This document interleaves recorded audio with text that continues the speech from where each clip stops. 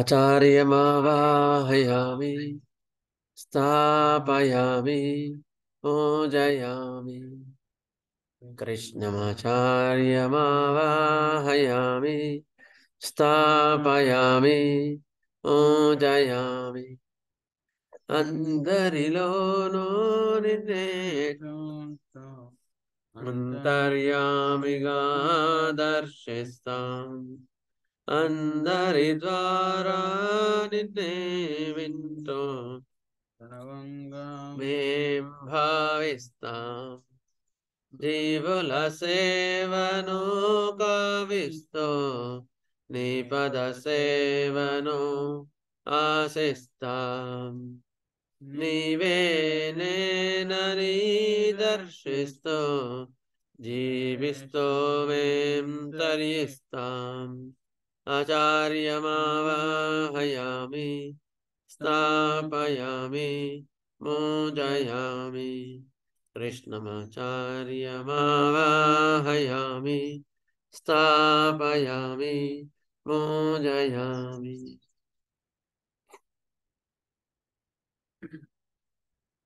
శుభోదయం, నమస్కారం అందరికి.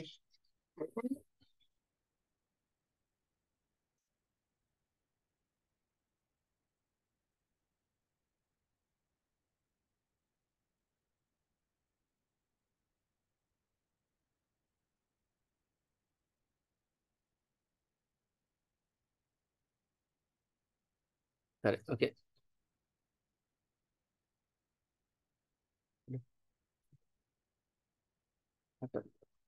ఒక నిమిషం అండి.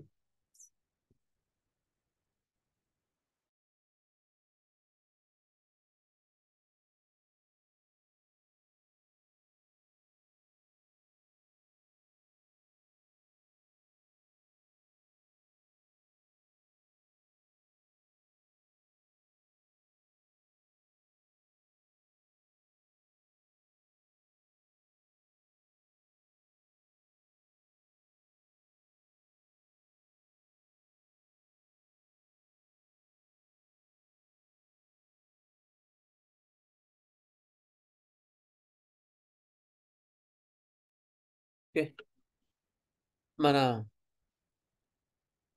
భగవద్గీత ఆర్గన, ఓకే, ఆర్గనలోకి మనం ఎంటర్ అవుదాం. Organon of Medicine by Samuel హెనిమాన్.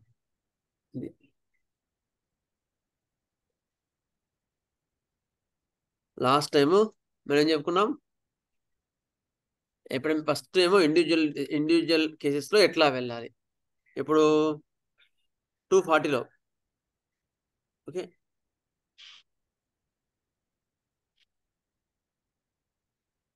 All of దివర్స్ 239లోనేమో ఇండివిజువల్గా ఎట్లా కేసెస్లో వెళ్ళాలి.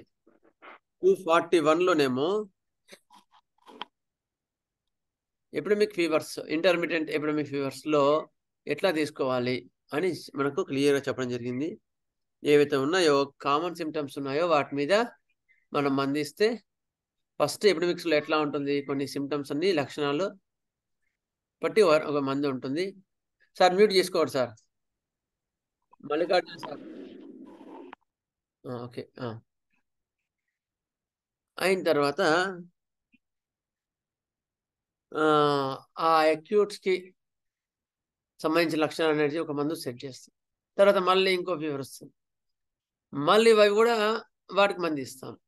అయిన తర్వాత ఒక 10-15 ఫీవర్స్, అవి అక్యూట్స్ ఏవైతే ఉన్నాయో కంజక్టివిటీస్ కానీ ఫీవర్స్ కానీ. మల్లికార్జున శర్మ గారు మ్యూట్ చేసుకోవాలి మీరు. మేము చేసాం, సరే.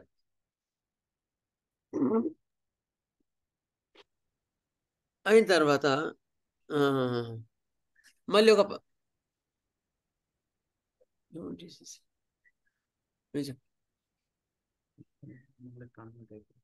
సార్ మీకు మ్యూట్ చేసుకోవడం రావట్లేదు సార్ మల్లికార్జున గారు? అది మళ్ళీ వదిలేస్తుంది సార్, మ్యూట్ చేసినా మళ్ళీ అది ఆన్ అయిపోతుంది. సరే, మీరు ఆన్ చేయకండి, మేము మ్యూట్ చేస్తాం, మీరు ఆన్ చేయకండి ఇంకా. ఓకే అండి.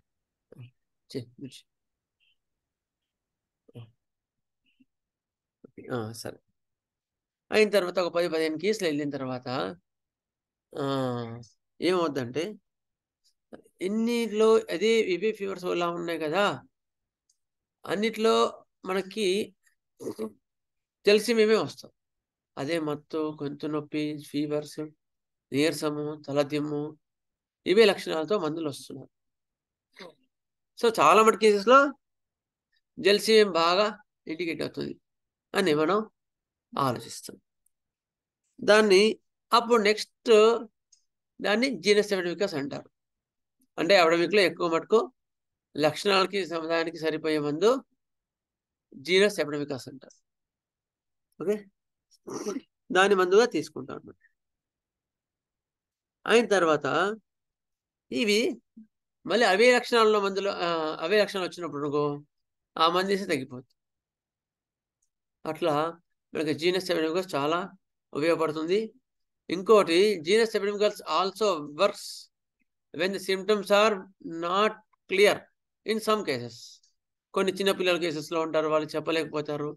అలాంటి వాళ్ళలో మన జీనస్ ఎపిడెమికస్ ఎప్పుడు ఎట్లాగా 90% కేసులు ఇండికేట్ అవుతుంది, కానీ వాళ్ళకి ఏం లక్షణాలు సరిపోవట్లేదు, లేకపోతే దగ్గరగా ఉన్నాయంటే ఆ మందు ఇస్తే తగ్గిపోతుంది. అట్లా మనకు చాలా ఉపయోగపడుతుంది. అయితే కొన్ని కేసెస్లో మాత్రం రావు. అలాంటి కేసెస్ అంటే మయాజమ్స్ బాగా బలంగా ఉన్నప్పుడు అది మళ్ళీ తీరబెడతా ఉంటుంది. అది మనకు 241లో మనకు చెప్పింది అనమాట. ఇప్పుడు 242లో చెప్తున్నారు. కొన్ని కేసులు మయాజం బ్యాక్గ్రౌండ్గా ఉన్నప్పుడు అవి పనిచేయవు, అప్పుడు ఎట్లా అని చెప్తున్నారు. If however in such epidemic intermittent fevers the first paroxysms have been left uncured, or if the patient has been weakened by improper allopathic treatment, ఏం చేశాడు?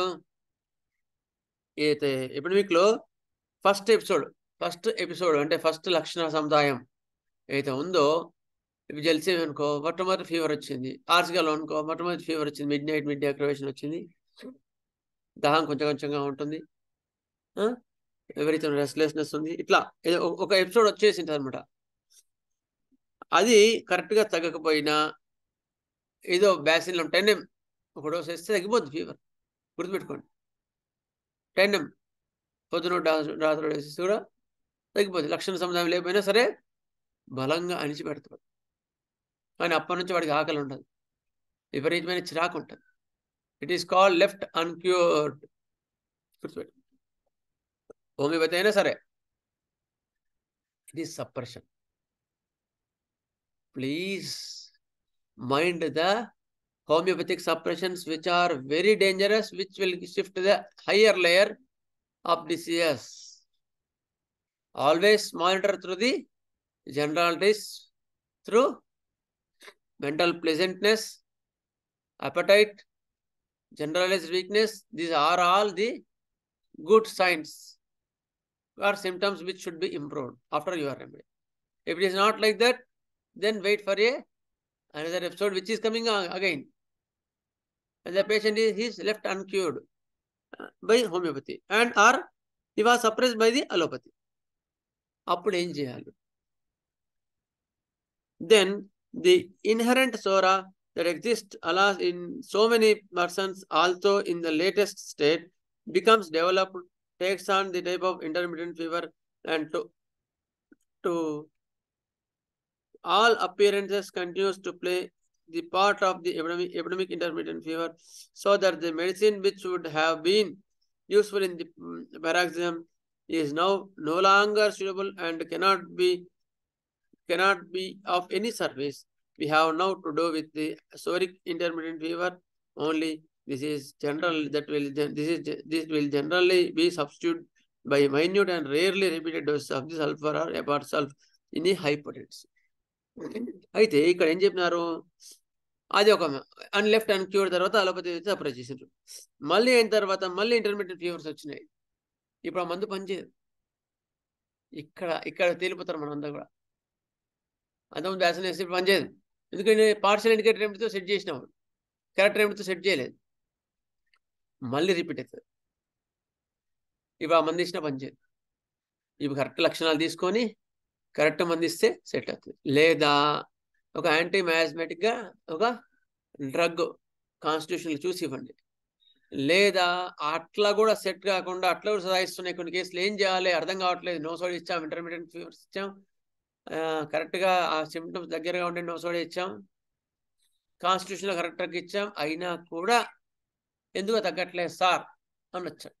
లక్షణాలన్నీ కరెక్ట్గా సరిపోయాయి, అన్ని డీప్ లక్షణాలు సరిపోయాయి. గుర్తుపెట్టుకోండి, లక్షణాలు అంటే ఎవల్యూషన్ ఆఫ్ సిమ్టమ్స్ అనేది మళ్ళీ ఒకసారి చదువుకోండి. చాలా క్లియర్గా ఏ లక్షణాలు మ్యాచ్ చేస్తే ఏది కరెక్ట్గా డ్రగ్ వస్తుందని కూడా మీకు క్లియర్గా చెప్పడం జరిగింది. Evolution of symptoms, evolution of symptoms most important chapter which should be very guide for us. ఏ సిమ్టమ్స్ మ్యాచ్ చేస్తే కరెక్ట్ రెమెడీ వస్తుంది, ఏ మ్యాజమ్స్లో ఏ మ్యాచ్ చేయాలి, ఇవన్నీ కూడా మాకు వచ్చినవి, మా అనుభవంలో వచ్చినవి మీకు ఇవ్వడం జరిగింది. అది దాని ప్రకారం డ్రగ్ ఇవ్వడం జరిగింది. ఇచ్చిన తర్వాత కూడా తగ్గట్లేదు. ఇప్పుడు ఏం చేయాలి మరి? శూన్యంలోకి చూడాలా? అప్పుడు మనకు ఆయన అనుభవం మీద వచ్చిన ఒక హింట్ ఇచ్చినాడు. ఇది గుర్తుపెట్టుకోండి, ఇది అనుభవ పాఠాలు ఇవి. హనుమాన్ గారు నాట్ యాజ్ పర్ రూల్, ఆయన అనుభవాన్ని మనకి ఇక్కడ ఇచ్చినాడు. ఏమి ఇచ్చినాడు? సల్ఫర్ కానీ ఎపార్ సల్ఫ్ కానీ 1-2 డోసులు కానీ ఇవ్వండి. ఇస్తే అది మ్యాజమ్ని సెట్ చేస్తుంది. సోరా మ్యాజమ్ బ్యాక్గ్రౌండ్ ఉన్నప్పుడు సల్ఫర్ కానీ, సివిల్డిక్ మ్యాజమ్స్ బ్యాక్గ్రౌండ్ ఉన్నప్పుడు ఎపార్ సల్ఫ్ కానీ అట్లా ఇస్తే మళ్ళీ ఆ మ్యాజమ్స్లో కొన్ని లోటుపాట్లు ఏమైనా ఉంటే సరి చేస్తుంది. సరి చేసిన తర్వాత మళ్ళీ నీవు ఇచ్చిన మందు, ఆల్రెడీ ఇచ్చిన మందు పని చేయొచ్చు, పని చేయలేదనుకోండి, అప్పుడు మీరు లక్షణం అనేది మళ్ళీ కొత్త మంది ఇవ్వండి. అప్పుడు లక్షణాలను బట్టి అదే లక్షణాలని తీసుకున్నప్పుడు పాత మందే మళ్ళీ ఇండికేట్ అవుతుంది అనుకో, then our which was the previous remedy also it will be improve. ఓకేనా? అట్లా అనమాట. అర్థమైందా? అన్ని కేసెస్లో టక్కున మనం ఇచ్చిన మందు పని చేయకపోతే ఎంబడి సల్ఫర్ వేయాలి, ఎంబడి హెపార్ సల్ఫర్ వేయాలి, అట్లా పెట్టుకోకండి. అక్కడ క్లియర్ ఇచ్చింది, మనం జాగ్రత్తగా అర్థం చేసుకోవాలి. నెక్స్ట్ మన మాస్టర్ గారు, ప్రియా మాస్టర్ గారు ఇచ్చింది మనం ఏందో చెప్పుకుందాం. 242 241 కదా, 242 అట్లా అకార్యము పంపించేసి 242 కూడా గ్రూప్లో ఎప్పుడైనా సరే. ఇట్టి సాంక్రమిక వ్యాధి విజృంభణను సరైన మందుతో నివారింపక అలోపతి విధానం అవలంబించినచో, అలోపతి మందులు అనలే, అలోపతి విధానం గుర్తుపెట్టుకోండి. మెథడ్ ఆఫ్ ట్రీట్మెంట్ ఫిస్టులాకి హెపార్ సల్ఫ్ 10 ml సార్ తగ్గిపోద్ది అంటారు, హైపేరికం 50 ml సరిపోద్ది అంటారు. ఏంది సరిపోయేది? లక్షణాలు ఎక్కడ ఉన్నాయి? Is it separation or not? Separation కదా అది.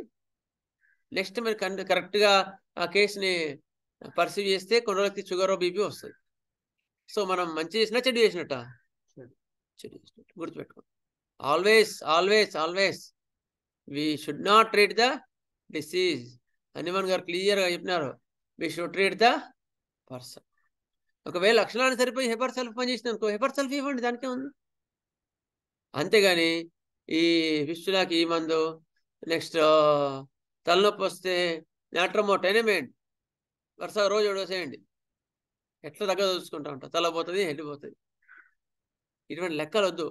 దాది అలోపతిక్ మెథడ్ ఆఫ్ ట్రీట్మెంట్ అంటున్నాడు ఇక్కడ. అలోపతి అలాంటివి ఏమంటున్నారు మాస్టర్ గారు ఇక్కడ? అలోపతి విధానం అవలంబించినచో, అలోపతి విధానం, అది అన్ని అలోపతి విధానమే, గుర్తుపెట్టుకోండి. హోమియోపతి విధానాలు కావి. హోమియోపతి విధానంలో ఒక్కటే లక్షణ సముదాయము, లక్షణ సముదాయానికి సంబంధించిన ఔషధం, అంతకుమించి అది ఏ ఇచ్చినా ఏ లెక్కలు ఇచ్చినా అది అలోపతి మెడిసినే.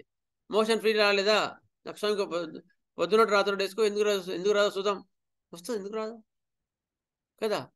కానీ వీడు ఉండడం తర్వాత పురింగ్స్ వస్తాయి, అట్లా అంటే అది అలోపతి విధానం. ఇట్టి సాంక్రమిక వ్యాధి విజృంభణను సరైన విధానంతో నివారింపక అలోపతి విధానం అవలంబించినచో, అది నివారణ కాక తిరుగుబెట్టుట ఆరంభించును. తిరుగుబెట్టుట ఆరంభిస్తుంది, మళ్ళీ తిరిగి పెడతారు. రోగి నీరసించును. ఏమిటది? ఫిస్టులు తగ్గుతాయి, రోగి నీరసిస్తాడు. ఈ వ్యాధి వరుస జ్వరముగా మారి బాధించుచుండడు. మళ్ళీ ఏమిటది? మళ్ళీ రిపీట్ అయ్యి మళ్ళీ ఫీవర్స్ వస్తూ ఉంటాయి. అప్పుడు ఆ మొదటి హోమియోపతి మందు వాడినను మొదట ఉండవలసిన సారూప్యం లేదు కనుక వ్యాధి తగ్గదు.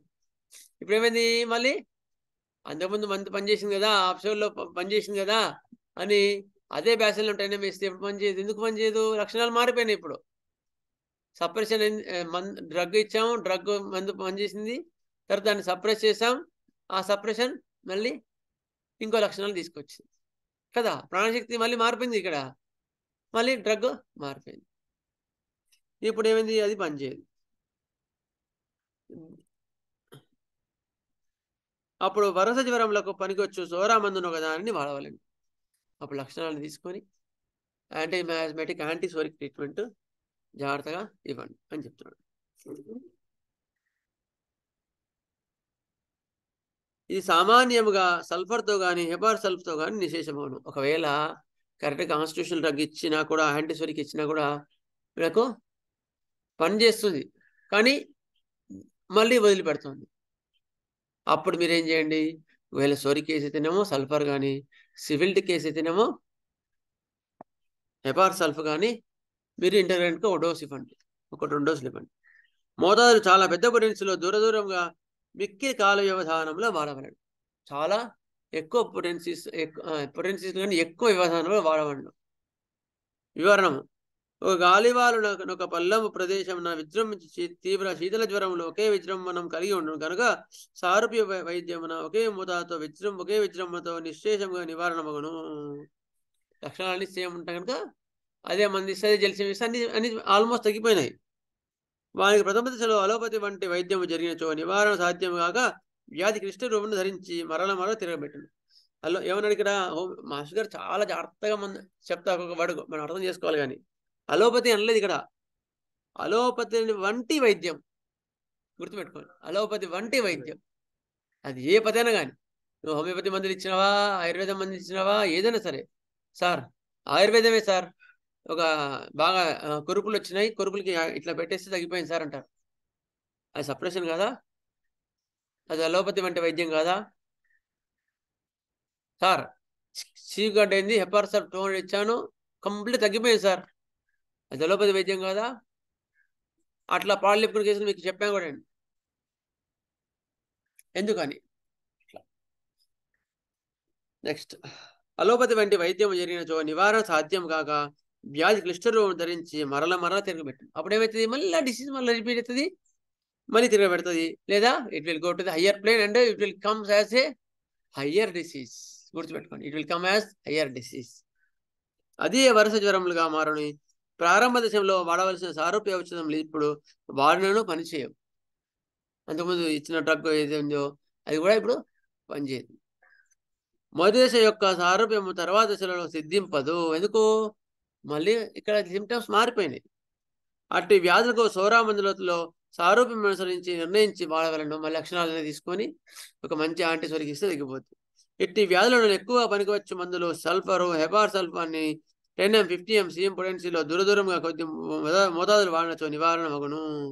అవసరం బట్టి హైపోటెన్సీస్ వెరీ లాంగ్ ఇంటర్వెల్స్, దాదాపు 3 నెలల నుంచి 6 నెలల సంవత్సరం వరకు కాల వ్యవధానం ఉండవచ్చును. విజృంభణ తీవ్రతను అనుసరించి ఈ వ్యవధానం మారును. It will comes always in the according to the miasm. The repetition may be needed. ఓకేనా? ఇందులో ఎవరికైనా డౌట్ ఉంటే అడగండి. హనుమాన్ గారు చాలా క్లియర్ చెప్పినారు. సార్ డాక్టర్ గారు సార్ చెప్పండి. నమస్తే. మీరు ఇప్పుడు ఆయుర్వేదిక్ గురించి చెప్పారు. ఆయుర్వేదిక్ అంటే మరి అది సప్రెషన్ కాదు కదా సార్. అల్లోపతి అంటే స్టెరాయిడ్స్, యాంటీబయాటిక్స్ ఉంటాయి. మరి ఆయుర్వేదిక్ ట్రీట్మెంట్ లో, ఆయుర్వేద విధానంలో మామూలుగా జబ్బు వస్తే ఏదో మందులు ఇవ్వడమే తప్ప దానిలో మనలాగా సిమ్టమ్స్, టోటాలిటీ సిమ్టమ్స్ ఉండవు కదా. అది ఎలా సప్రెషన్ కింద లెక్క మనం? ఒక కేసు చెప్తా వినండి. ఒక అమ్మాయికి కాళ్ళ మీద ఎరప్షన్స్ వచ్చినాయి.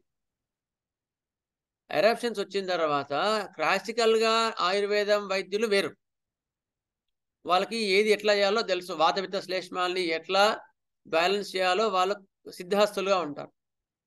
అట్లా కాకుండా కొంచెం చిట్కాలాగా నేర్చుకుంటారు అన్నమాట చాలా మంది. వాళ్ళు ఏం చేశారు, అమ్మాయికి కాళ్ళకు సార్ చిట్కా తగ్గిపోతుంది అని చెప్పినారు వాళ్ళు. ఆ అమ్మాయి వెళ్ళింది, తగ్గిపోయింది, కాలు కురుపులు మొత్తం తగ్గిపోయినాయి.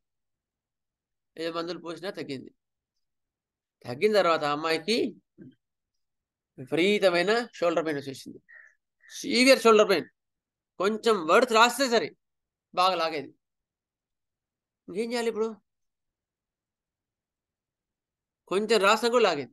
అట్లా చాలా కేసెస్ ఉన్నాయి. అట్లా అందుకని ఇక్కడ ఏమన్నారు హనుమాన్ గారు, ఈకే గారు కానీ, అలోపతి అంటే వైద్య విధానము.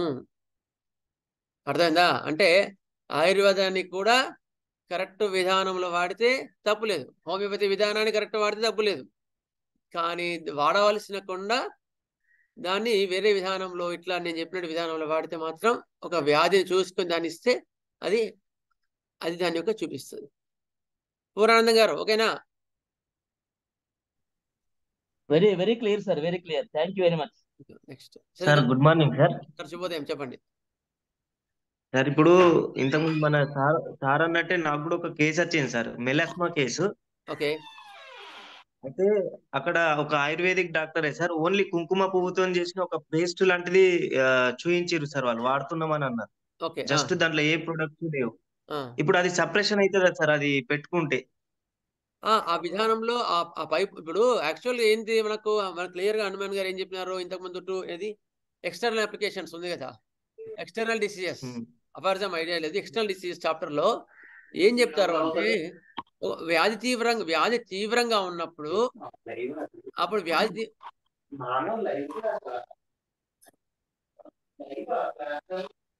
వ్యాధి తీవ్రంగా ఉన్నప్పుడు ప్రాణశక్తి మీద బరువు తగ్గించడానికి ఏం చేస్తుంది? ఇప్పుడు 100 మంది శత్రువులు వచ్చారనుకో, ఒక 30 మంది 40 మంది చర్మం మీదకి పంపించేస్తుంది. చర్మం మీదకి పంపించినప్పుడు ఇక్కడ ఏమైంది? బలం తగ్గింది. సో ఇక్కడ ఈ ప్రాణశక్తి బలమై వాళ్ళని నిర్మూలించడానికి వీలవుతుంది. అర్థమైందా? అట్లా డైవర్ట్ చేస్తుంది శత్రువుల్ని. అయితే డైవర్ట్ చేసి వీళ్ళని సెట్ చేస్తుంది. అట్లాగా లోపల క్లియర్ చేయకుండా ఓన్లీ బయట క్లియర్ చేసిన కుంకుమ పోతానో అప్పుడు ఏమవుద్ది? అది లోపల సప్రెస్ అయిపోతుంది. అప్పుడు లోపల దానికి మళ్ళీ 70 + 30 100 అయిపోతారు లోపల. అప్పుడు ప్రాణశక్తి వీక్ అయి అప్పుడు ఇంకో డిసీజ్గా మారిపోతుంది. ఇది నేను ఇచ్చింది కాదు, అని మనకు క్లియర్గా ఇచ్చినారు, చదవండి. External applications or external diseases how to treat. ఏం సార్ చంద్రకాంత్ గారు? Okay sir. అంటే సార్, అంటే ఎనీ న్యాచురల్ ప్రొడక్ట్ కూడా మనకు సపరేషన్ అవుతుంది అన్నట్టే లెక్కనా sir? Mode of treatment whatever it may be. అదే కుంకుమ పువ్వు నువ్వు లోపలికి ఇచ్చినావు అనుకో, అది ప్యూరిఫై తగ్గించింది అనుకో, it's wonder. Okay sir. How you are giving, ఇచ్చే మెథడ్ లో నువ్వేది ఫాలో అవుతున్నావు. ఇవి అల్లోపతి విధానం అని. అలోపతి వంటి వైద్య విధానము అంటే డిసీజ్ ని టార్గెట్ చేసి డిసీజ్ ని సప్రెస్ చేయడం. ఎప్పుడైనా అది సప్రెషన్. మనం చేసిన హోమియోపతి సప్రెషన్, ఆయుర్వేదం చేసిన, అలోపతి చేసిన, ఏది చేసినా సప్రెషన్. అదే వాడి యొక్క ప్రాణశక్తిని ఉద్బోధించే మందు ఇచ్చావనుకో, హోమియోపతిలో కాన్స్టిట్యూషనల్ ట్రీట్మెంట్ అనుకో, ఆయుర్వేదంలో వాతపిత్త కఫాలు బ్యాలెన్స్ చేయడం అనుకో, అలోపతిలో ఓన్లీ హెల్త్ ఇంప్రూవ్ చేయడానికి మందు ఇచ్చావనుకో, అది ఏ వైద్యం అయితేనేమి హోమియోపతి వంటి వైద్యం. అప్పుడేమవుద్ది? ఆ మేల్కొన్న ప్రాణశక్తియే దాన్ని వ్యాధిని నిర్మూలిస్తుంది, గుర్తుపెట్టుకోండి. అప్పుడు పర్ఫెక్ట్.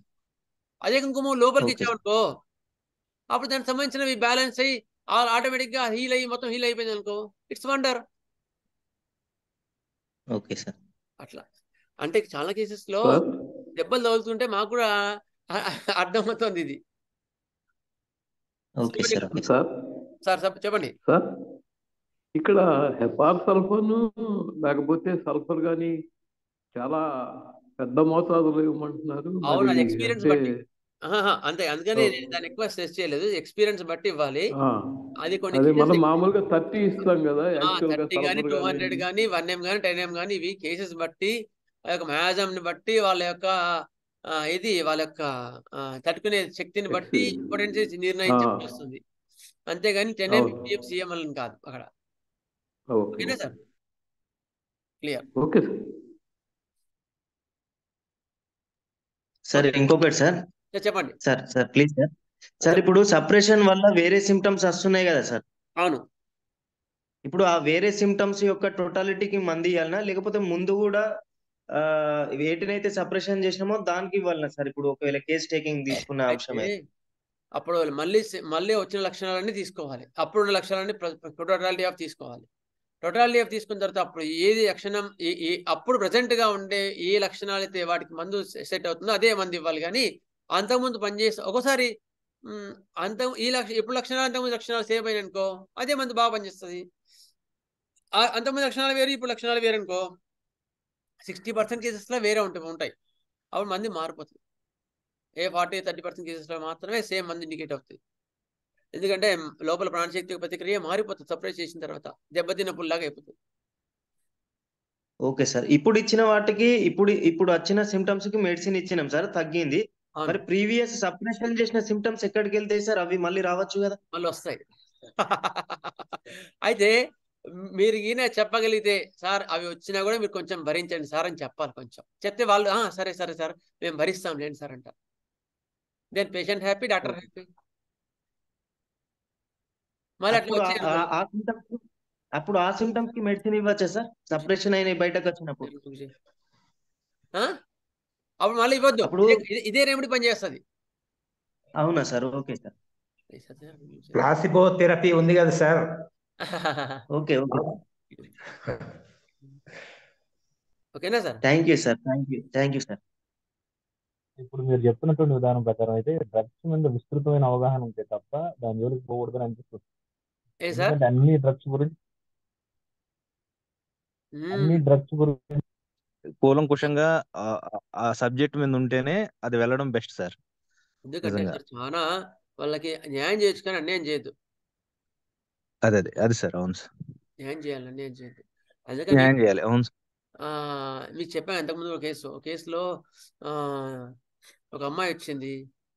అంటే ఒకటి మన వాళ్ళు ఏం చెప్తారంటే అక్యూట్ అని చూసుకోవాల్సిన అవసరం లేదంటారు. అట్లా కాదు. ఆ అక్యూట్ లోపల నుంచి వచ్చిందా కురుపులు అలాంటి వాటి అయితే మాత్రం కాన్స్టిట్యూషనల్ని ఇవ్వండి. కురుపు చూసి మెర్క్సాలు హెపర్సల్ పట్ల ఇవ్వకండి.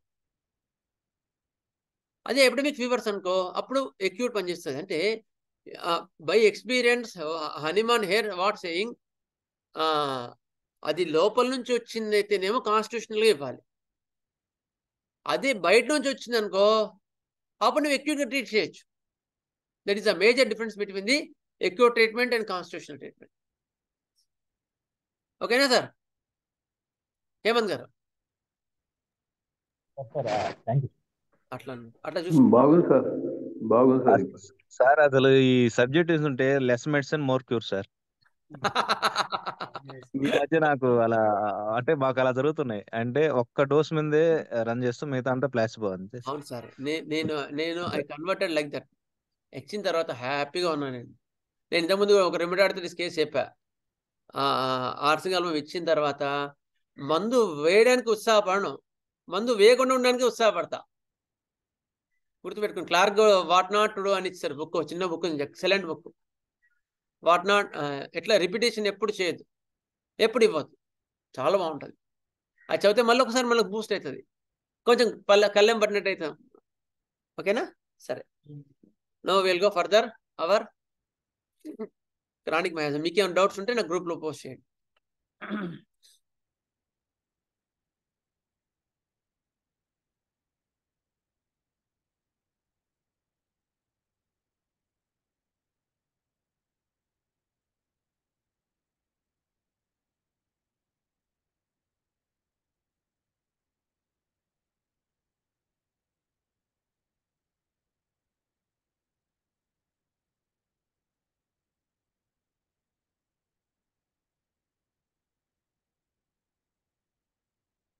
Is it clear now?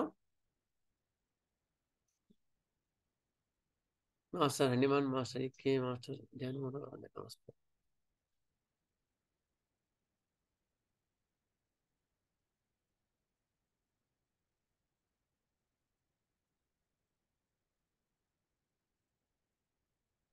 నేను ప్రాక్టీస్ స్టార్ట్ చేసిన కొత్తలో కూడా అంటే ఒక చిన్న విషయం చెప్తాను.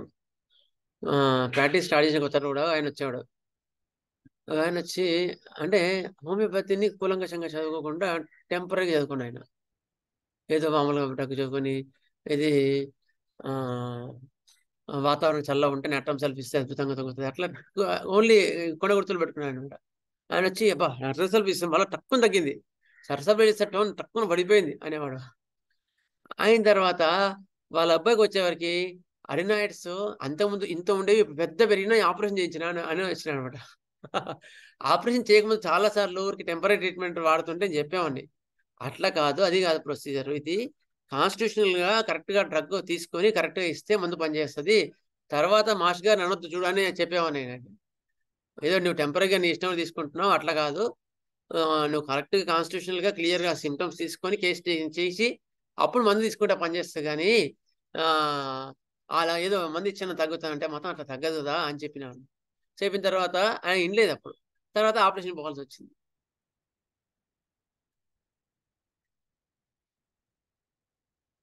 అంటే కాదు, ఎక్కాలి కాదు కదా, కాన్స్టిట్యూషనల్ గా ఇచ్చినప్పుడు కాన్స్టిట్యూషనల్ ఇవ్వాలి. ఏ కేసులో ఎట్లా ఇవ్వాలని చూసుకోవాలి, నేర్చుకోవాలి.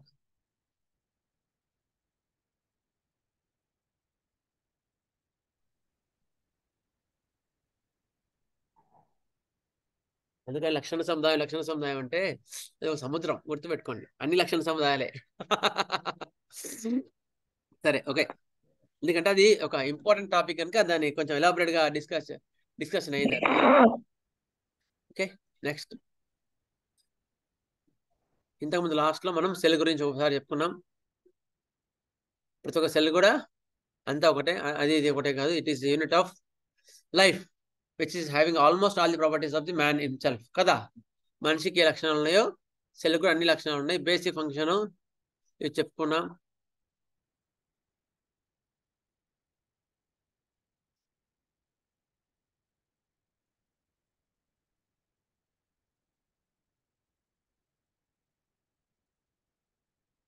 డిఫెన్స్ మెకానిజం ఎట్లా పనిచేస్తే కూడా చెప్పుకున్నాం లాస్ట్ మనం.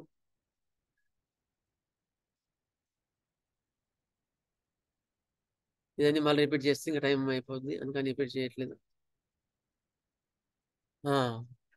ఇప్పుడు చెప్తాను.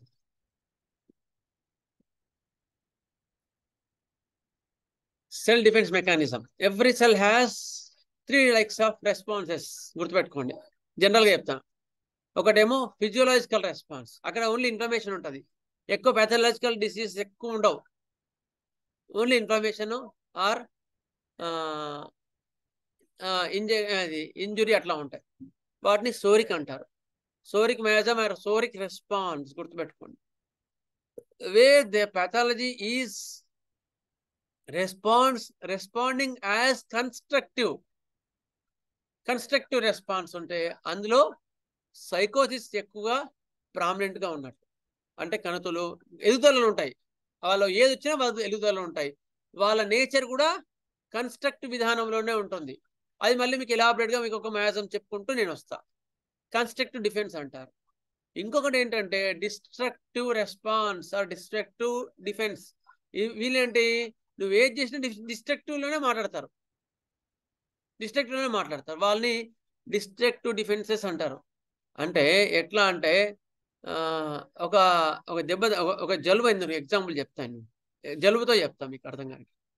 ఒక అబ్బాయికి జలుబు అయింది అనుకో, ఊరికి నీరు కాడుతుంది అనుకో, అది ఏంటి, కోల్డ్ కదా.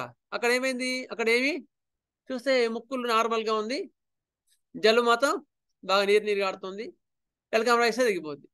ఇక్కడ ఏంటి, only inflammation, physiological. It is psoric mechanism. అందుకని నువ్వు కొంచెం అటు ఇటు చేసినా మనకి కాన్ఫిడెంట్ ఇవ్వడానికి పాపం సోరిక్లు త్వరగా రెస్పాన్స్ వస్తాయి. అర్థమైందా? నువ్వు కొంచెం అటు ఇటు ఇచ్చినా కూడా తగ్గుతాయి, కానీ సప్రెసింగ్కి వెళ్ళిపోతుంది. జాగ్రత్త చూసుకోవాలి. అది మళ్ళీ సైకోసిస్ సిఫిలిస్కో దాన్ని బట్టి డిఫెన్స్ మెకానిజం మారిపోతుంది. అర్థమైందా? అట్లా కరెక్ట్గా మందిస్తే సెట్ అయిపోతుంది. మీకు అయితే ముందు అయితే చెప్తాను. ఫిజియోలాజికల్ డిఫెన్స్ అంటే ఓన్లీ వాపు వచ్చి జలుబు వచ్చి నీరు కాడుతుంది అనుకో, అది సోరిక్. అట్లా కాకుండా ముక్కు బిగ్గరై అడినాయిడ్స్ లోపల అడినాయిడ్స్ అంటారు. అంటే లోపల చిన్న చిన్న మాంసం ముద్దలు ఏర్పడి ముక్కు మూసుకుపోతా ఉంటుంది. కొంచెం జలుబు అయినా తక్కువ మూసుకుపోతుంది వీడికి. మరి వాడికి మూసుకుపోదే, వాడికి ఎంత జలుబు వారం రోజులున్నా వాడికి మూసుకుపోదు ముక్కు. వీడికి మాత్రం కొంచెం జలుబు అయినా తక్కువ మూసుకుపోతుంది. They are the psychotic cases. They are the constructive defense of the body. Here, for the organism, body is responding in a constructive way. అక్కడ జలుబే ఇక్కడ జలుబే, వాడు తలస్నానం చేస్తున్నారు, వీళ్ళు తలస్నానం చేస్తున్నారు, కానీ ఆమెకేమో ఓన్లీ జలుబే వచ్చింది, ఈమెకేమో ముక్కు బిగ్గర వచ్చింది. ఇక్కడ ఇంకో ఆమె వచ్చింది, కార్తీక మాసాన్ని తలస్నానం చేసుకుని ఆమె కూడా వచ్చింది. ఆమె ఏమైంది, ఆమెకు జలుబు అయ్యి ముక్కు మొత్తం పుండు అయిపోయింది, ఎర్రగా అయిపోయి పుండులాగా అయిపోయింది. పుండు అయి లాస్ట్కి ఏమన్నారు వాళ్ళు, సెప్టల్ డీవియేషన్ అయిపోయింది, సెప్టల్ డిస్ట్రక్షన్ అయిపోయింది, ఆపరేషన్ చేయాలన్నారు. మరి ముగ్గురు తలస్నానం చేసినారు, ఈ ముగ్గురు ఆడవాళ్ళు పోయి తెల్లవారు 4 గంటలకు వేసి రోజు తలస్నానం చేసినారు. అంటే కార్తీక మాసాలను జనరల్గా ఒక ఎగ్జాంపుల్ చెప్తున్నాను మీకు. బట్ ఒకరికేం కాలేదు, ఒకరికేమో దే ఆర్ నాన్ మ్యాథమెటిక్, వాళ్ళకేం కాలేదు. ఒకరేంటి తలస్నానాలు బాగా చేసినారు, ఆమెకి జలుబు విపరీతంగా పట్టింది, వాళ్ళకి జలుబు అయింది, వాళ్ళకి అంతవరకే అయిపోయింది. ఇంకొకరు ఏమైంది, ముక్కు బిగ్గరైంది. మరి కాజేషన్ ఫ్యాక్టర్ సేమ్, మరి ఆమెకు రెస్పాన్స్ వచ్చింది, మీకు ఎందుకు రెస్పాన్స్ వచ్చింది? Because there is underlying miasm which is guiding the disease. గుర్తుపెట్టుకో. అప్పుడు కన్స్ట్రక్టివ్ ఉన్నప్పుడు లోపల ముక్కు అడినాడ్స్ ఉంటాయి, దాన్ని కన్స్ట్రక్టివ్ డిఫెన్స్ అంటారు. ఇంకో ఆమెకి ఏమైంది, జలుబు కాగానే మళ్ళీ రోజే ఎర్రగా అయిపోయి మొత్తం పుండు పడి ఇట్లా ముట్టుకుంటే నొప్పి. తర్వాత కొన్ని రోజుల తర్వాత ఇక్కడ లోపల సెప్టమ్ డీవియేషన్ ఉంది, సెప్టమ్ బాగా అల్సర్ వచ్చేసింది, దానికి మీరు ఆపరేషన్ చేయించాలని చెప్పారు. Destructive or syphilitic defence. అట్లా ఒకటి దానికి వాళ్ళ యొక్క లోపల ఉన్న మ్యాజంని బట్టి వాళ్ళకు రెస్పాన్స్ వస్తుంది, గుర్తుపెట్టుకోండి.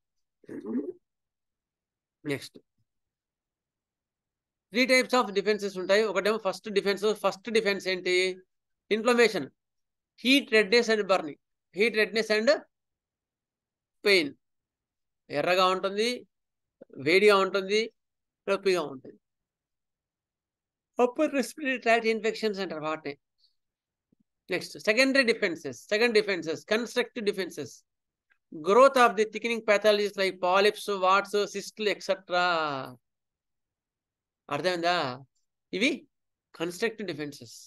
ఒక ఆమె వచ్చింది, గర్భసంచిలో పాలిప్ వచ్చింది సార్, డాక్టర్ గారు తీసుకుపోతే లేజర్ ట్రీట్మెంట్ ఇచ్చేసి ఒక 1 dayలో ఆపరేషన్ చేసి పంపించేస్తా ఉన్నారు, చేయించుకోమంటారా అని వచ్చింది ఆమె.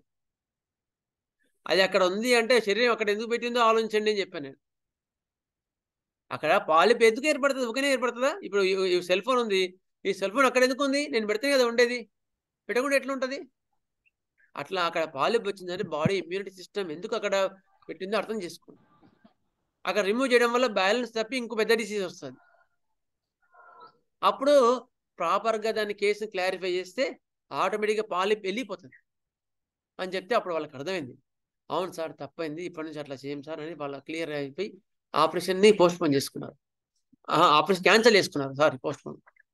అట్లా మనం చెప్పగలగాలి. అందుకని చెప్పగలగాలంటే మనం కరెక్ట్గా బాగా చదువుకోవాలి. అర్థమైందా? బాగా చదువుకోగలిగితే మనకు అనాలిసిస్ చేయగలిగితే then they will allow you, they will believe you. గుర్తుపెట్టుకోండి.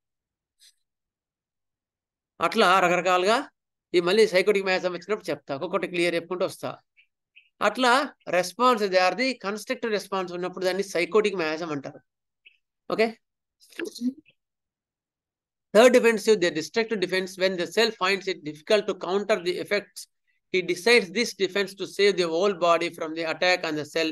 It defend or to save the whole organism by destroying a part of it. అయితే ఒకవేళ కన్స్ట్రక్టివ్ ప్యాథాలజీ అక్కడ వీల్ కావట్లేదు, జరగట్లేదు, అయితే అది చేసుకునే విధానంలో అది లేదు, అప్పుడు ఏం చేస్తుంది, మిగతా బాడీని కాపాడడానికి ఆ పార్ట్ని తొలగించేస్తుంది. ఆటోలైసిస్ అండ్ ఏమంటారు దీన్ని, ఆటోలైసిస్ అంటారు. బాడీయే దాన్ని తీసేసుకొని మిగతా బాడీని కాపాడడానికి ఆ అవయవాన్ని వేరు చేసేస్తుంది. It is the destructive defence of the body. It is the how it happens like that. మరి అంతకుముందు వాడికి కాలేదే, మరి వీటికి ఎందుకు అవుతుందంటే here the underlying program. Computer language చెప్పుకోవాలంటే అండర్లయింగ్ ప్రోగ్రామ్ ఏది ఉంది? ఇప్పుడు ఎక్సెల్ ప్రోగ్రామ్ ఉన్నప్పుడు పీపీటీ పనిచేస్తుందా? పనిచేయదు కదా. అట్లా ఏ ప్రోగ్రామ్ అయితే ఆ ప్రోగ్రామ్ తగ్గట్టుగానే ప్యాథాలజీ వస్తుంది, అవునా లేదా? అట్లా లోపల సిఫిలిటిక్ మ్యాజం ప్రామినెంట్గా ఉన్నప్పుడు డిస్ట్రక్టివ్ ప్యాథాలజీ వస్తాయి, కానీ కన్స్ట్రక్టివ్ ప్యాథాలజీ కానీ ఇన్ఫ్లమేటరీ ప్యాథాలజీ కానీ రావు. అందుకని ఇలాంటి వాటిలో వాడినప్పుడు మనం వీ కెన్ ప్రిడిక్ట్ దెమ్.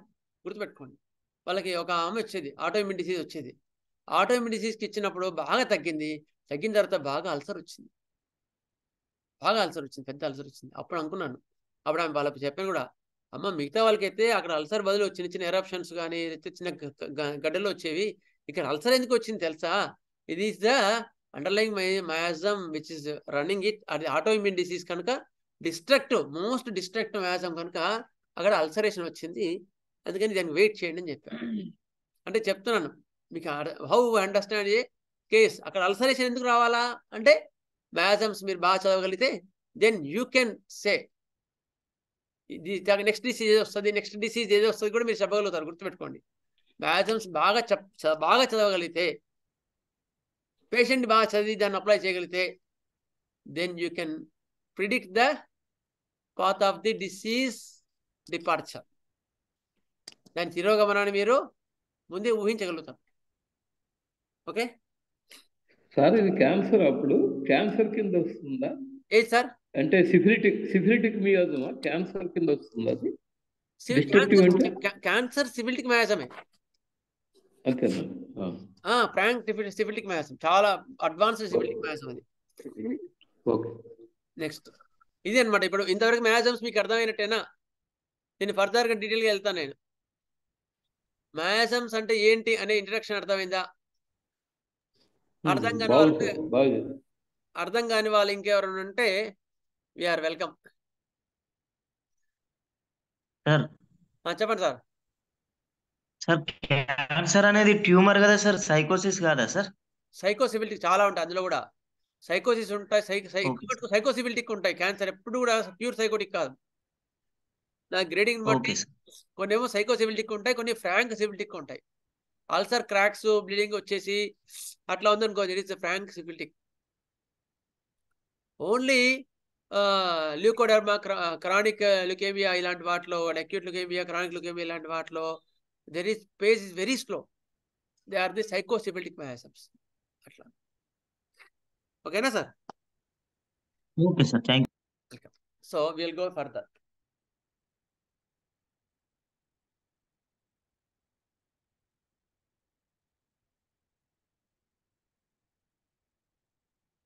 ఈ గ్రూప్ ఆఫ్ స్టడీ ఎందుకు పనికి వస్తుందంటే, our remedy should not be partial indicated. ఏదో చిన్న లక్షణాలకు ఇచ్చాం, తగ్గింది, అనుకో లోపల పెద్ద డిసీజ్ వస్తుంది. అయ్యో మనం ఎక్కడ తప్పు చేసామని బాధ అనిపిస్తుంది. అలాంటి వాటికి ఎట్లా ఆన్సర్ చేయాలనేది మనకు హనుమాన్ గారు ఆయన అట్లా చేశారు. ఆయనకు బాధ అనిపించింది. అదేంటి నేను మంది ఇచ్చాను తగ్గుతుంది, మళ్ళీ ఎందుకు వస్తుంది? రావద్దు కదా హోమియోపతి థియరీ ప్రకారం. ఎందుకు వచ్చిందని లోపల అప్పుడు ఆయన మదనపడి 12 సంవత్సరాలు కష్టపడి దానికి ఒక ప్రొఫార్మ తయారు చేసి మనకి ఇచ్చినాడు. దాన్నే మయాజమ్స్ అంటారు. ఆ మయాజమ్స్ లోపల రన్ అవుతున్నాయి నాన్న. ఆ రన్ అవుతున్నాడు కరెక్ట్గా అర్థం చేసుకొని కరెక్ట్గా ప్రాపర్ ట్రీట్మెంట్ ఇవ్వట్లేదు, నువ్వు ఓన్లీ టెంపరీ ట్రీట్మెంట్ ఇచ్చినామని నాకు చెప్పినారు హనుమాన్ గారు. అర్థమైందా? అట్లా అన్నాడు.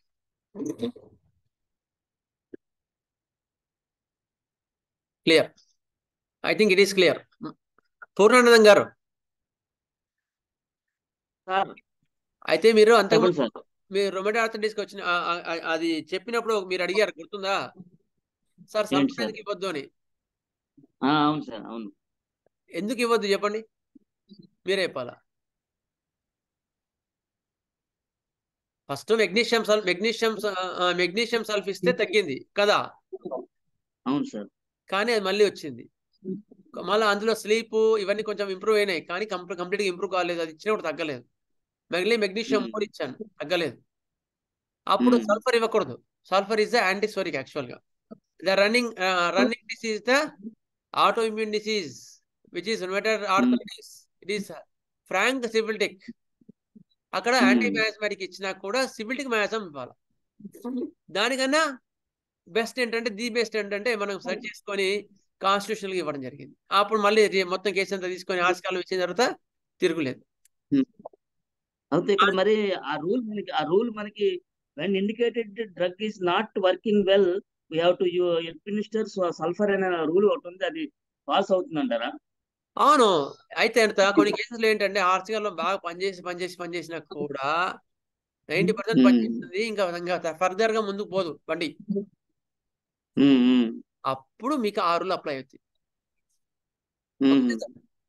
Wear you have to apply your there you have to apply, not each and every case.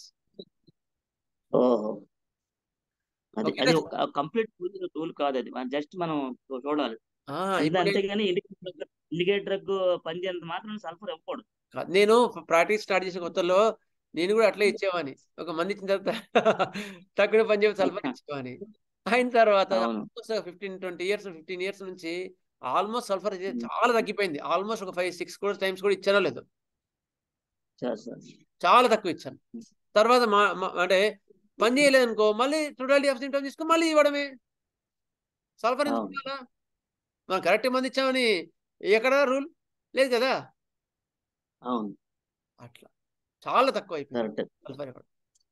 అంటే మనము ఇక్కడ క్లాస్లో ఎందుకు కూర్చున్నాము అంటే మేము వి కరెక్టెడ్ దేర్, అది మీతో షేర్ చేసుకుంటాం. మేము చేసిన తప్పులు చేసామండి, మేము ఇట్లా కరెక్ట్ చేసుకున్నాము, మీకు ఏమైనా పనికి వస్తే తీసుకోండి అని మా ఉద్దేశం. అంటే అవునవును, ఇప్పటికీ మేము అలా తప్పులు చేస్తున్నాం సార్. నేనైతే ఇప్పటికీ తప్పులు చేస్తున్నాం. అందరం చేస్తున్నాం, దాన్ని సరిదిద్దుకుందాం. ఓకేనా sir? Clear sir. Next, defence mechanism of the living organism.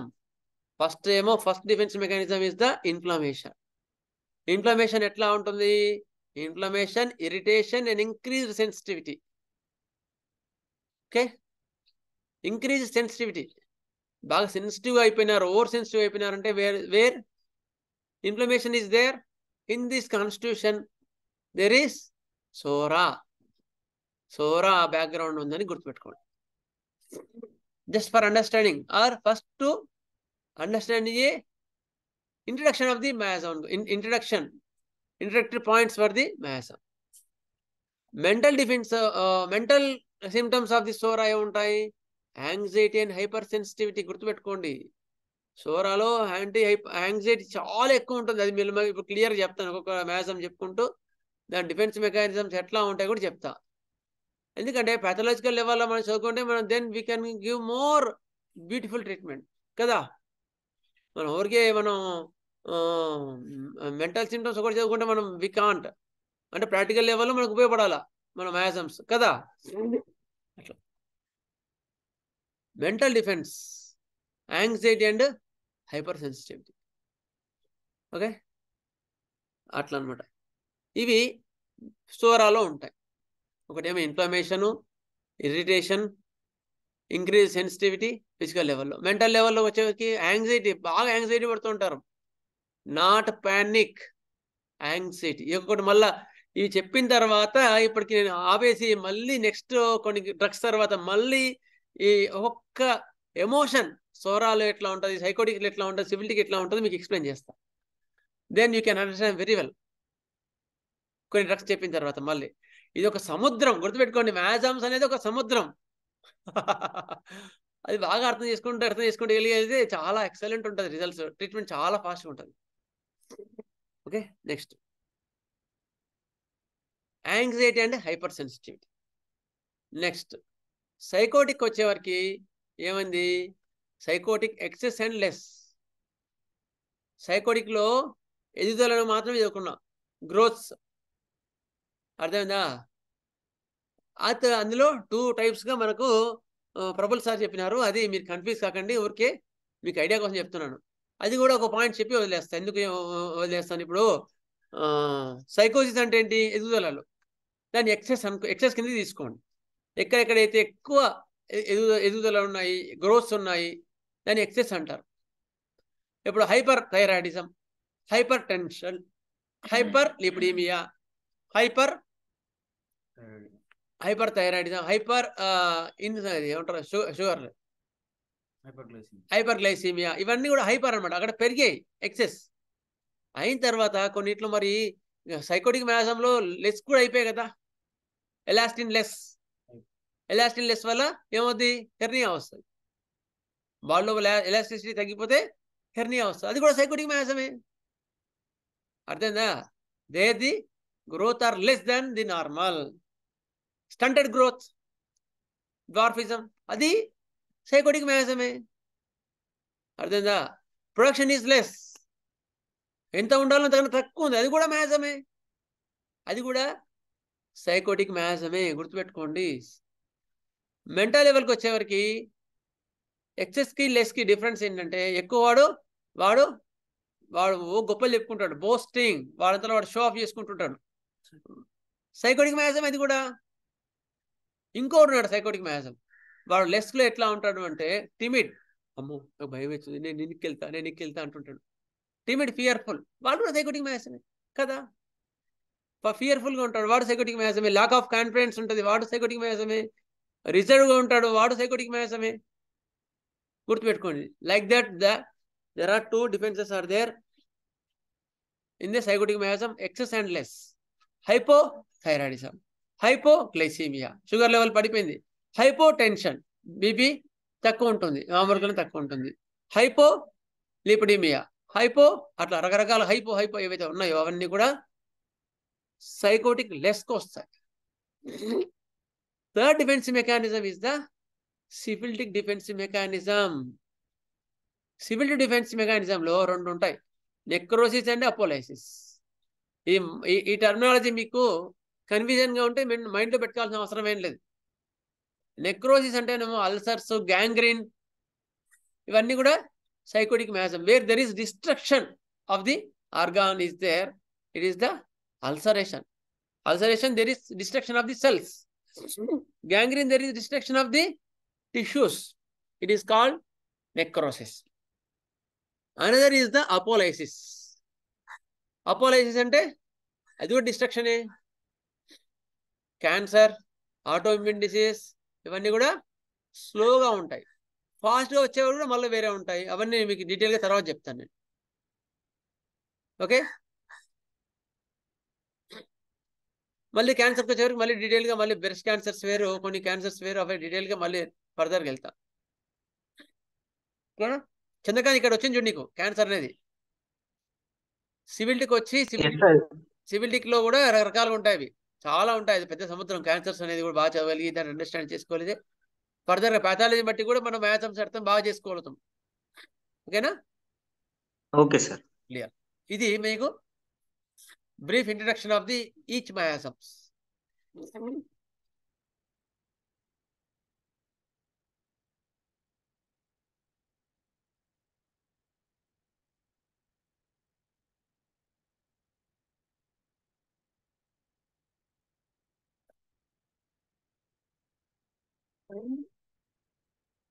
Now we will go for the psora. ఓకేనా? ఇప్పుడు ఇంట్రడక్షన్ మొత్తం అర్థమైందంటే రెండు డౌట్స్ ఉన్నాయా? ఒక్కొక్క మ్యాజంని చెప్పుకుంటూ వెళ్తాను ఇప్పుడు. సార్ డౌట్స్ కాదు సార్, ఎక్కువ నేర్చుకోవాల్సిన అవసరం ఉంది సార్.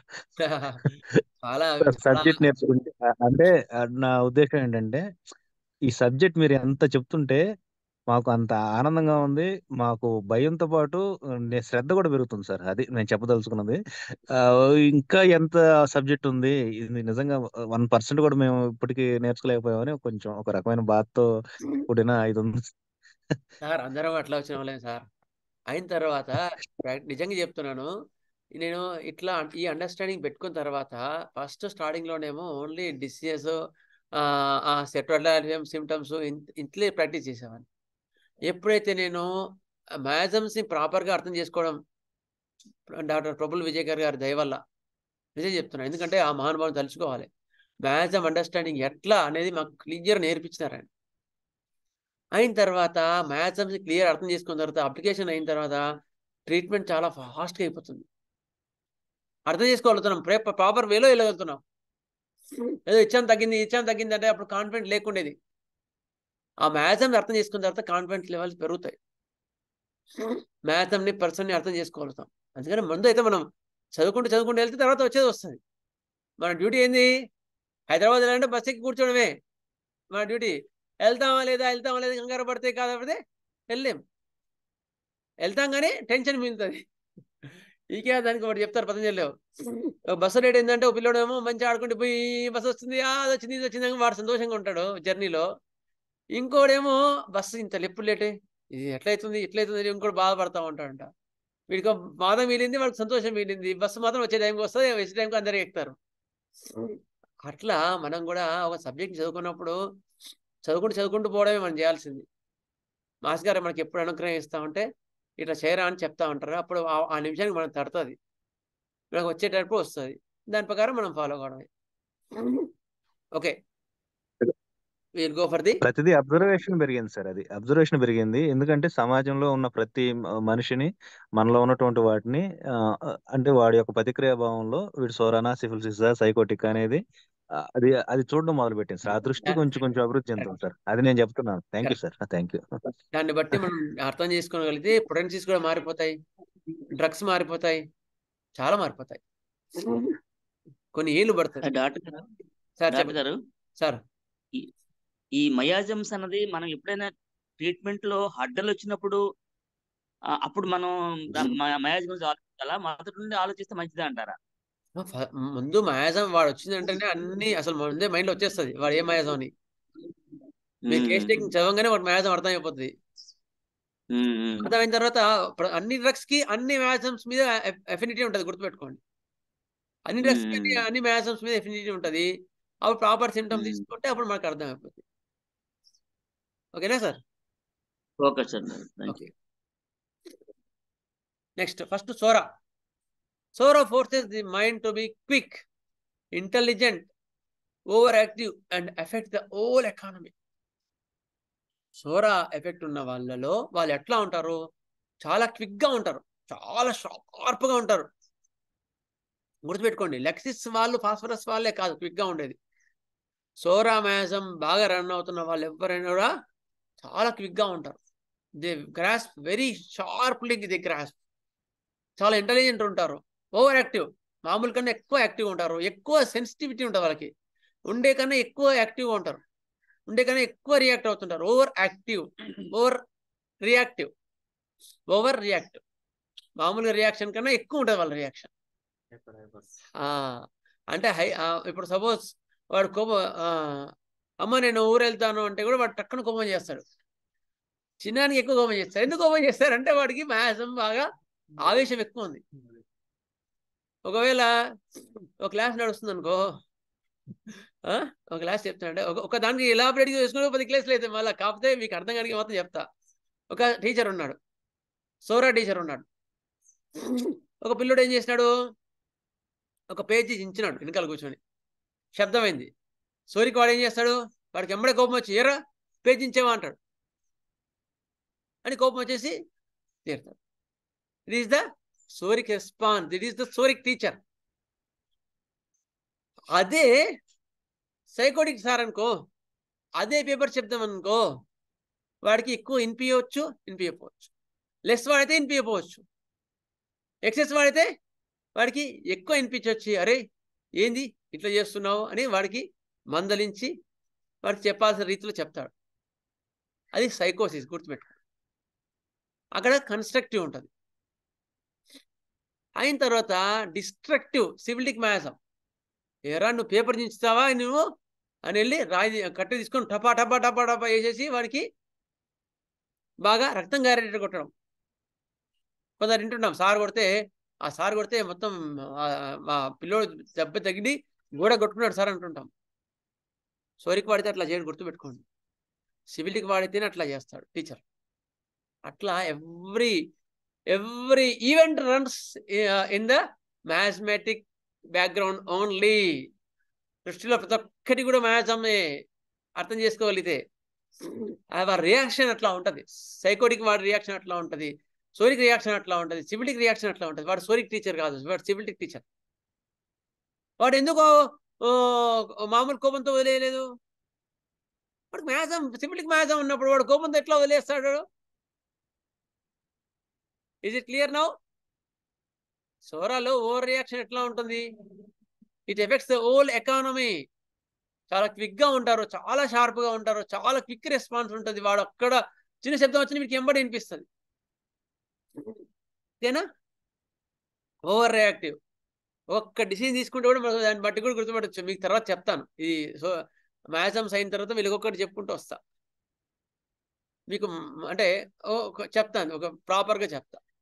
ముందు ఒక ముద్ద తిన్న తర్వాత ఇంకో ముద్ద పెట్టాలి కదా. Next, mind is always in a agitated state and so the mind is in a హర్రీగా ఉంటాడు. రేపు ఊరు వెళ్ళడానికి ఇప్పుడు టెన్షన్ పడుతుంటాడు. That is the psora. చాలా హర్రీగా ఉంటాడు. రేపు ఇప్పుడు అరే నీ ఫంక్షన్లో ఇప్పుడు నిన్ను పిలుస్తారా పేరు అంటే ఒక్క నిమిషంలో వస్తారా అంటాడు. There everything is hurry in the mind, hurry in the physical matter. అట్లా ఎజిటేటెడ్ స్టేట్, వాళ్ళు రెస్పాన్స్ చాలా ఎక్కువ ఉంటుంది. చాలా ఎజిటేటెడ్ ఉంటాడు.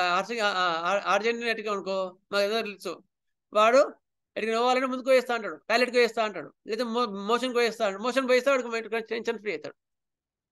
ఎజిటేటెడ్ స్టేట్ అంటారు దాన్ని. ఇస్ ద అంటే వాడు ఎట్లా రెస్పాండ్ కావాలి, మామూలు కన్నా ఎక్కువ రెస్పాండ్ అవుతాడు సోరా వాడు. ఓకేనా? అట్లా హరి అనిపిస్తాడు. మామూలుగా నడవరా అంటే వాడు నడవలేడు, ఇట్లా వర్క్ వచ్చి తీసుకొచ్చి ఇస్తాడు. అట్లా హరిగా ఉంటాడు వాడు. రెస్పాన్స్ అంతా హరిగా ఉంటాడు. అర్థందా? మెర్క్సాల్ ఉంది, మెర్క్సాల్లో హరిగా ఉండదా? వాడి చోరికి మెర్క్సాల్ అనుకో, హరినెస్ ఇట్లా ఉంటుంది. అదే ఏజ్ వచ్చిన తర్వాత అదే మెర్క్సాల్ వాడు 60s 70s వచ్చిన తర్వాత వాడు కరెక్ట్గా క్యూర్ కాక, డిసీజ్ అన్ని ప్రాపర్ హోమియోపతిక్ మెడిసిన్ కాకుండా అలోపతిక్ మెథడ్ ఆఫ్ ట్రీట్మెంట్ జరిగిన తర్వాత వాడు సిఫిలిటిక్ మ్యాసం అప్పుడు ప్లేరప్ అయింది అనుకో, అప్పుడు ఈ హరినెస్ తీరా వేరే డిసీజ్కి వెళ్ళిపోతుంది. అప్పుడు క్యాన్సర్స్ కానీ ఇవన్నీ వస్తాయి. అర్థమైందా? అట్లా ఉంటుంది. కానీ డ్రగ్ మారిపోతుంది. డ్రగ్ అదే ఉంటుంది. సోరిక్లో అదే డ్రగ్, సైకోటిక్స్లో అదే డ్రగ్, సిఫిలిటిక్ అదే డ్రగ్. డ్రగ్ యొక్క రెస్పాన్స్ మారిపోతుంది, గుర్తుపెట్టుకో. అదే మళ్ళీ డిఫరెంట్గా అడ్వాన్స్డ్ అది తర్వాత మళ్ళీ మీకు ఎక్స్ప్లెయిన్ చేస్తా. More inquisitive than the required. Yup. వాడికి కుతూహలం ఎక్కువ ఉంటుంది, ఉండేదానికన్నా ఎక్కువ ఉంటుంది కుతూహలం. ఒక చిన్న బాబు ఉంది, దాదాపు ఒక 6 years ఒక 8 years ఉంటాయి, వాళ్ళ నాన్నతో పాటు వస్తుంది. వచ్చిన తర్వాత వాళ్ళ నాన్న దగ్గు వస్తుంది సార్, దగ్గినప్పుడు కడుపు నొప్పి వస్తుంది అని చెప్పాలి. పోయిలో సార్ మా చిన్నమ్మాయి పక్కన వాళ్ళ నాన్నకి దాదాపు ఒక 50-60 years ఉంటాయి. ఆ అమ్మాయికి 8 years 10 years ఉంటాయి. ఆ అమ్మాయి వాళ్ళ నాన్న కంప్లైంట్స్ అని చెప్తుంది. సార్ మా నాన్న దగ్గు వస్తుంది, మా నాన్నకి దగ్గినప్పుడు బాగా మొత్తం కడుపునంతా నొప్పులు వేస్తుంది అని ఆ అమ్మాయి 10 years అమ్మాయి చెప్తుంది. ఎట్లా అర్థం చేసుకోవాలా? షీఈ్ ఇంక్విజిటివ్, చాలా కుతూహలం ఎక్కువ, చాలా ఆసక్తి ఎక్కువ, అన్నిట్లో కూడా మామూలు కన్నా ఎక్కువ రెస్పాన్స్ వస్తుంది అమ్మాయిలో. దట్ ఈస్ ద సిఫిలిటిక్ మ్యాసం, గుర్తుపెట్టుకోండి. సౌరిక్ మ్యాసం ఆ అమ్మాయి. అట్లా మనం ఒక్కొక్క చూస్తా ఉంటే మీకు అర్థమైపోతుంది సోరాలు ఎట్లా ఉంటారు అనేది. అర్థమైందా? వాళ్ళ సిఫిలిటిక్ స్టేజ్ అని ఏం చెప్పట్లేదు. అర్థమైందా? వాళ్ళ నాన్న ఏం చెప్పట్లేదు, ఈ అమ్మాయి మొత్తం కూలంకషంగా చెప్పేస్తుంది. అందుకని వాళ్ళ నాన్న అమ్మాయిని తీసుకొచ్చుకుంటాడు. అమ్మాయి స్కూల్ బంక్, క్లినిక్ ఆ రోజు ఉందంటే వాళ్ళ నాన్నకి అమ్మాయి క్లినిక్ బంక్, స్కూల్ బంక్ అనమాట. అట్లా ఉంటారు. Next, more inquisitive than the required. చాలా కుతూహలం ఎక్కువ.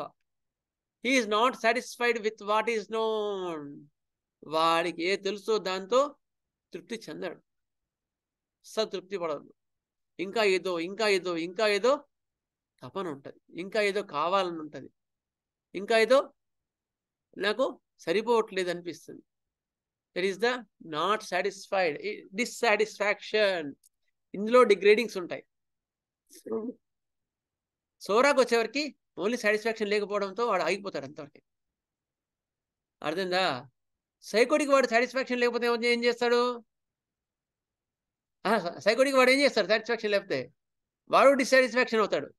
డిస్సాటిస్ఫాక్షన్ పక్కవాడికి ఎవరి దగ్గర ఉందో మంచి స్కేల్ ఉందో వాడు తీసుకొచ్చుకుంటాడు. అర్థమైందా? వాడు సైకోసిస్. అదే సిఫిలిటిక్ వాడు అనుకో, వాడికి కూడా డిస్సాటిస్ఫాక్షన్ ఉందనుకో, వాడు ఏం చేస్తాడు తెలుసా? పక్కోడు స్కేల్ అయితే బంచి ఉంది అది పరగొడతాడు. వాడు ఇరగొట్టేసి నేను ఇరగొట్టలేదే అంటాడు. ఏమోరా నీవే ఇట్లా బ్యాగ్ ఇట్లా పెడుతున్నప్పుడు ఇరిగిపోయిందేమో అంటాడు. That is a psycho syphilitic. అదే సిఫిలిటిక్ వాడైతే చెప్తాడు, ఇరగొట్టినాను ఏదో రకంగా, అవును ఆవేశంతో, అవును ఎరగొట్టినా ఇది అని ఏదో చెప్తాడు. అంత ఆవేశం ఉంటాడు. అట్లా అట్లా ఒక మ్యాజం అనేది అట్లా రన్ అవుతా ఉంటుంది. సోరాలో not satisfied with what is known, వాడికి వచ్చింది వాడి దగ్గర ఉన్నదంతా తృప్తి చెందాడు వాడు. అట్లా ఉంటాడు వాడు, తృప్తి చెంది కూడా అట్లా ఉంటాడు.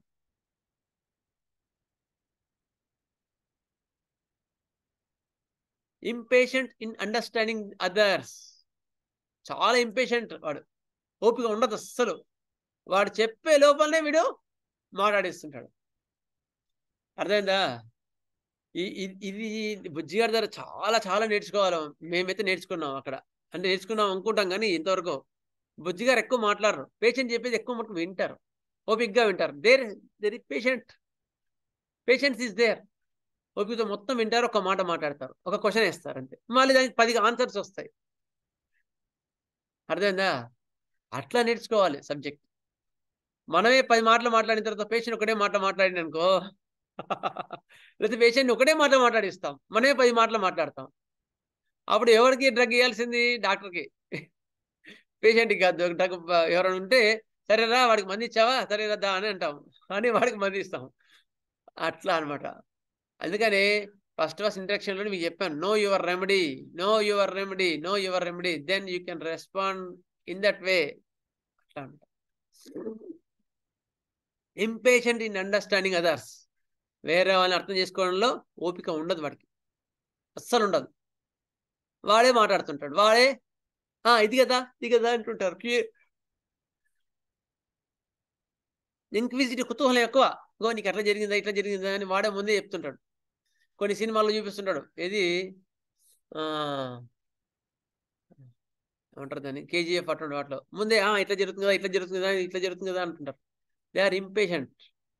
వాళ్ళు పేషెన్స్ ఉండదు, వాళ్ళే రియాక్ట్ అవుతూ ఉంటారు. Over active and over intelligence to the degree of nervousness. Over reaction ఉంటుంది. సోరాలో రియాక్షన్ ఎట్లా ఉంటుంది? ఎక్కువ ఉండి నర్వస్గా ఫీల్ అవుతూ ఉంటారు, చాలా నర్వస్గా ఫీల్ అవుతూ ఉంటారు. ఇరిటేటెడ్ ఈజీలీ, చిరాకు త్వరగా వచ్చేస్తుంది, చాలా చిరాకు వస్తుంది, చిరాకుతో పాటు కోపం వస్తుంది. ల్యాక్ ఆఫ్ ఎనర్జీ అస్సలు ఉండదు. Over sensitive to people, to environment, to smell, taste, sound etcetera. గుర్తుపెట్టుకోండి, చాలా చాలా క్విక్గా రెస్పాన్స్ ఉంటుంది. మిగతా వాళ్ళకి వినపడవి వీనికి వినిపిస్తాయి.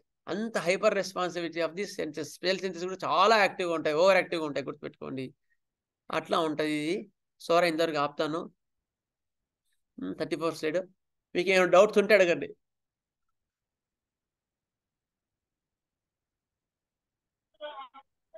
సార్ మనం ట్రీట్మెంట్ ఇచ్చేటప్పుడు ఇండికేటెడ్ రెమెడీతో వర్క్ అయిపోయినాకే ఫైనల్ గా మనం మియాస్మాటిక్ గా వెళ్ళాలా? సైమల్టేనియస్ గా కొంచెం గ్యాప్ తోటి ఇటు మియాస్మాటిక్ డ్రగ్, అటు ఇండికేటెడ్ డ్రగ్ రెండు కూడా కొంత గ్యాప్ తోటి మెయింటైన్ చేస్తారు. సార్ నమస్తే అండి, శివరామకృష్ణ గారు. మీరు ఎక్కడండి, ఏం చేస్తారు? మీరు టీచరా? అవును సార్. ఎక్కడ సర్వీస్ చేస్తున్నారు సార్? మీరు ఎక్కడ నేర్చుకున్నారు, ఎక్కడ సర్వీస్ చేస్తున్నారు చెప్పండి. సర్వీస్ లేదు సార్, మామూలుగా ఇంకా లెర్నింగ్ లోనే ఉన్నాం. అట్లాంటి సార్, మీరు ఎక్కడ మందులు ఇస్తున్నారా అంటే దాన్ని బట్టి మీ యొక్క ప్లేని బట్టి నేను చెప్పే దాన్ని బట్టి చెప్తాను. మీకు అంటే మీకు అర్థమయ్యే రీతిలో నా ఆన్సర్ ఉండాలని నా ఉద్దేశం, అంతే. అందుకని అడుగుతున్నాను. బేసిక్ గా చిన్న వాటికి ఇస్తుంటారు సార్. బేసిక్ గా ఈ ఫ్యామిలీ మెంబర్స్ కి దగ్గర ఇస్తుంటారు. ఇంట్లో వాళ్ళకి ఇస్తుంటారు మందులు, ఏం సార్? చిన్న వాటికి. Okay okay sir. అయితే ఇప్పుడు అడగండి, నేను చెప్తాను ఎట్లా వెళ్ళాలి కదా. మనం ముందే యాంటీ మ్యాచ్ మొత్తం చూసుకుని వెళ్ళాలా, లేదా ముందు ఇవ్వాలా? అయితే దీనికి ఒక ఆన్సర్ ఏంటంటే, పైథాగరస్ అనే బుక్ ఉంది, ఈకేఆర్ రాసింది. అందులో ఏముంది అంటే ఒక సెంటెన్స్ ఉంది, చిన్న బుక్లెట్, పైథాగరస్ చదవండి. అందులో ఏముందంటే, doing wrong thing is better than nothing అని ఉంది. నాకు అర్థం కాలేదు, ఏందిరా ఇట్లా ఉంది, doing wrong thing is better than nothing ఏంది? మన పెద్దవాళ్ళు ఏం చెప్తారు, అరే తప్పు చేయకరా, తప్పులు చేయకరా, ఊరుకోరా అంటుంటారు, మన వాళ్ళు తిడుతుంటారు పెద్దవాళ్ళు. ఇక్కడ ఏమో doing wrong thing is better than nothing అని అన్నాడు. ఏంది అర్థం కాలే. తర్వాత ఎవరిని అడిగాను, అడిగితే అప్పుడు అర్థమైంది. మళ్ళీ వాళ్ళే చెప్పినారు లోపల నుంచి. Doing wrong things better than nothing అంటే ఫస్ట్ నేర్చుకునే కొత్తలో ఫస్ట్ పావు పుట్టుతుంది. పుట్టిన తర్వాత ఏంటి, అడుగులు మందే ఫస్ట్ వేస్తుందా? ఫస్ట్ తప్పడవులు వేస్తుంది. తప్పడవులు నడిచి కింద పడిపోతారు. తర్వాత క్రాస్గా నడవడం నేర్చుకుంటారు. తర్వాత కొంచెం గోడ పట్టుకొని నేర్చుకుంటారు. తర్వాత రాంగా దాన్ని వాకర్ని పట్టుకొని నేర్చుకుంటారు. తర్వాత కట్టె పట్టుకొని నేర్చుకుంటారు. తర్వాత వాళ్ళలో నడవడం వచ్చేస్తుంది. అట్లా మనం కూడా సబ్జెక్ట్ని మొత్తం ఒకటేసారిగా యాంటీ మ్యాథమెటిక్స్ ట్రీట్మెంట్ ఇవ్వాలి కనుక మనం మామూలు ఇవ్వలేమంటే ఇక మనం అక్కడే ఉండిపోతాం. ఎందుకంటే మొత్తం నేర్చుకున్న తర్వాత వచ్చేది. అందుకని ముందైతే మీకు ఏ రకం అనిపించిందో ఆ మందైతే ఇచ్చేయండి. ఇచ్చిన తర్వాత కేసుని అబ్జర్వ్ చేయండి. అబ్జర్వ్ చేస్తా ఉండి మళ్ళీ ఫర్దర్గా చదువుకుంటా ఉంటే మీకు ఫర్దర్గా ముందుకు వెళ్ళడానికి ఉంటుంది. అంతా నేర్చుకున్న తర్వాత నేను ఇస్తా అంటే ఇక మీరు వెళ్ళలేరు. అవునా లేదా? అవును సార్. అందుకని మీరు ముందు రక్షణ సముదాయం కరెక్ట్గా చూసుకొని ఆర్గనైజ్ ఫిలాసఫీని బాగా చదువుకొని ఇవ్వండి. అదే చేయండి చాలు. అప్పుడు మీకు కరెక్ట్ మైండ్ వస్తుంది. క్లియర్. దాని తర్వాత అప్పుడు మీరు యాంటీ మ్యాథమెటిక్స్ చూదురు కానీ. సార్ చిన్న డౌట్ చెప్పండి. ఇప్పుడు ఎవరైస్ అంటాం కదా, దురాశ అంటాం కదా, ఎవరైస్ కింద ఎవరైస్ అని దురాశ అని చెప్తారు కదా సార్. అవరైస్ పిసినారితనం అంటే పిసినారితనం అక్కడ, లేకపోతే దురాశ రెండు ఉంటాయి. అది వేరు ఇది వేరు. దురాశ అంటే ఏంటంటే ఎదుటివాడిది కూడా నాకు కావాలని కోరిక, దాని దురాశ. పిసినారితనం అంటే ఉన్నదాన్ని తక్కువ ఖర్చు పెట్టుకోవడం, అసలు ఖర్చు పెట్టుకోకపోవడం, దాన్ని పిసినారితనం అంటారు. ఓకే. ఇప్పుడు ఈ క్లెప్టోమేనియా అంటారు కదా, చిన్న దొంగతనాలు చేస్తారు కదా. అవును. అది ఇప్పుడు వీరి కింద రెండిట్లో దేని కింద తీసుకోవచ్చు? ఎవరైస్ కింద తీసుకోవచ్చా? అది వేరు ఇది వేరు అసలు. కానీ kleptomania separate. Kleptomania separate. Next kleptomania అంటే క్లెప్టోమేనియానే స్టీలింగ్ అదర్స్, దొంగతనం చేయడం అంతే. అది సైకోటిక్ మ్యాథ్స్ కిందకి వస్తుంది. సైకోటిక్ మ్యాథ్స్ వస్తుంది. నెక్స్ట్ రాజారావు గారు చెప్పండి sir. The secondary constructive, the psycho, తర్వాత ఎమోసిబిలిటీకు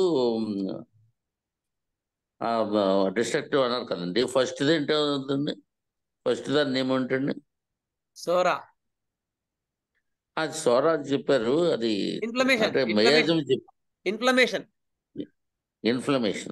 ఫస్ట్ అదే చెప్పండి. ఓకే, వెంకటేశ్వర్లు గారు అడగండి.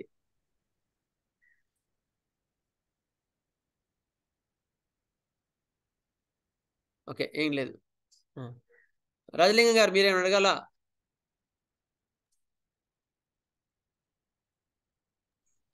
ఏం లేదు సార్. ఓకే సార్, అందరికీ అర్థమైంది అనుకుంటాను.